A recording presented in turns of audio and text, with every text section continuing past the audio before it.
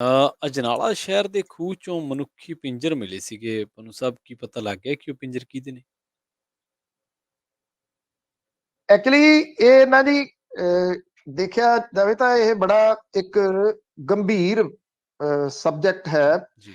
History ਦੇ ਨਾਲ ਜੁੜਿਆ ਹੋਇਆ ਜੀ। ਔਰ ਹਿਸਟਰੀ ਦੇ ਨਾਲ ਇਹ ਜੁੜਿਆ ਹੋਇਆ ਜਿਹੜਾ ਪੱਖ ਆ ਉਹ ਇਹ ਕਹਿੰਦਾ ਕਿ ਜਦੋਂ 1919 ਦੇ ਵਿੱਚ ਜਲਿਆਂਵਾਲੇ ਬਾਗ ਦਾ ਸਾਕਾ ਹੁੰਦਾ, ਉਹਦੇ ਤੋਂ 61 ਸਾਲ ਪਹਿਲਾਂ ਉਸੇ ਤਰ੍ਹਾਂ ਦੀ ਇੱਕ ਘਟਨਾ ਜਿਹੜੀ ਆ ਅਜਨਾਲਾ ਦੇ ਨੇੜੇ ਜਿਹੜੀ ਉਹ ਵਾਪਰਦੀ ਆ। ਔਰ ਇਹ ਜਿਹੜੀ ਅਜਨਾਲਾ ਦੇ ਨੇੜੇ ਘਟਨਾ ਵਾਪਰਦੀ ਆ, ਉਹਦੇ ਵਿੱਚ ਜਿਹੜੇ ਫੌਜੀ ਨੇ ਕੁਝ, ਉਹਨਾਂ ਨੂੰ ਜਿਹੜੀ ਬ੍ਰਿਟਨ ਦੀ ਆਰਮੀ ਆ ਉਹ ਮਾਰਦੀ ਆ, ਮਾਰ ਕੇ ਉਹਨਾਂ ਨੂੰ ਖੂਹ ਦੇ ਵਿੱਚ ਸੁੱਟ ਦਿੰਦੀ ਆ। ਔਰ ਉਥੋਂ ਜਿਹੜੇ ਪਿਛਲੇ ਦਿਨਾਂ ਤੋਂ ਜਿਹੜੇ ਪਿਛਲੇ ਸਾਲਾਂ ਤੋਂ ਤੁਸੀਂ ਕਹ ਲਓ ਕਿ ਜਿਹੜੇ ਬਚੇ ਖੁਚੇ ਸੀਗੇ, ਭਾਵ ਕਿ ਹੱਡੀਆਂ ਹੋ ਗਈਆਂ, ਉਹਨਾਂ ਦੇ ਦੰਦ ਹੋ ਗਏ, ਜਾਂ ਉਹਨਾਂ ਦੀਆਂ ਖੋਪੜੀਆਂ ਜਿਹੜੀਆਂ ਹੋ ਗਈਆਂ, ਉੱਥੋਂ ਉਹਨਾਂ ਦੇ ਜਿਹੜੀ ਉਹ ਜਾਂਚ ਕੀਤੀ ਜਾ ਰਹੀ ਸੀਗੀ। ਔਰ ਇਸ ਜਾਂਚ ਦੇ ਵਿੱਚ ਜਿਹੜਾ ਹੁਣ ਇਹ ਲਗਭਗ ਪਾਇਆ ਗਿਆ ਕਿ ਇਹ ਐਕਚੁਅਲੀ ਮਨੁੱਖੀ ਪਿੰਜਰ ਸੀਗੇ, ਤੇ ਮਨੁੱਖੀ ਪਿੰਜਰ ਜਿਹੜੇ ਉਹ ਫੌਜੀਆਂ ਦੇ ਸੀਗੇ ਜੀ। ਪੁਰਾਣਾ ਇੱਕ ਖੂਹ ਸੀਗਾ ਜਿੱਥੋਂ ਇਹ ਸਾਰਾ ਕੁਝ ਜਿਹੜਾ ਉਹ ਮਿਲਿਆ ਸੀਗਾ।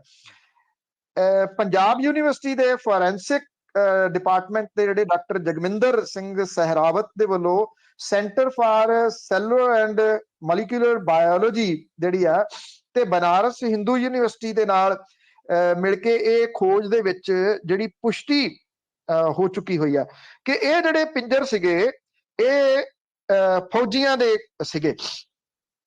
ਔਰ ਇਹਨੂੰ ਤੁਸੀਂ ਦੇਖੋ ਕਿ ਜਿਹੜੇ ਇਤਿਹਾਸਕਾਰ ਸੀਗੇ ਜਾਂ ਜਿਹੜੇ ਬ੍ਰਿਟਿਸ਼ ਸਾਮਰਾਜ ਸੀਗਾ, ਉਹਨਾਂ ਨੇ ਲੁਕਾਉਣ ਦੀ ਉਸ ਵੇਲੇ ਜਿਹੜੀ ਕੋਸ਼ਿਸ਼ ਕੀਤੀ।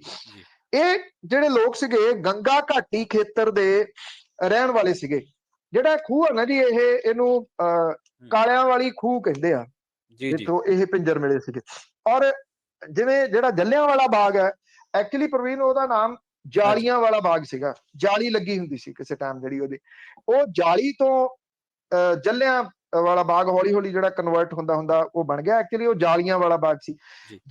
ਜਿਹੜਾ ਬ੍ਰਿਟਿਸ਼ ਰਿਕਾਰਡ ਹੈ ਉਹ ਇਹ ਕਹਿੰਦਾ ਕਿ ਉਹਦੇ ਵਿੱਚ ਕਿ ਇਹ ਕਾਲੇ ਸੀਗੇ ਜਿਨ੍ਹਾਂ ਨੂੰ ਮਾਰਿਆ, ਕਾਲੇ ਟਾਈਪ ਦੇ ਲੋਕ ਸੀਗੇ, ਕਿਉਂਕਿ ਜਿੰਨਾ ਇਹ ਖੇਤਰ ਦੇ ਸੀਗੇ ਉੱਥੇ ਜੇ ਆਪਾਂ ਰੰਗ ਦੀ ਗੱਲ ਕਰਦੇ ਆ ਤੇ ਉਹ ਪੱਕੇ ਰੰਗਾਂ ਵਾਲੇ ਨੇ। ਤੇ ਹੋ ਸਕਦਾ ਕਾਲੇ ਜਿਹੜੇ ਨੇ ਉਹ ਇਹ ਕਹਿ ਦਿੱਤਾ ਜਾਵੇ, ਕਿਹਾ ਗਿਆ ਕਿ ਇਹ ਕਾਲੇ ਸੀਗੇ ਜਿਹੜੇ ਬ੍ਰਿਟਿਸ਼ ਫੌਜ ਦੇ ਨਾਲ ਭਿੜੇ, ਇਸ ਕਰਕੇ ਮਰੇ। ਉੱਥੋਂ ਕਾਲਿਆਂ ਵਾਲਾ ਖੂਹ ਜਿਹੜਾ ਉਹ ਬਣਿਆ ਹੋ ਸਕਦਾ ਹੈ, ਇੱਕ ਸੰਭਾਵੀ ਜਿਹੜਾ ਉਹ ਰੂਪ ਦੇ ਵਿੱਚ।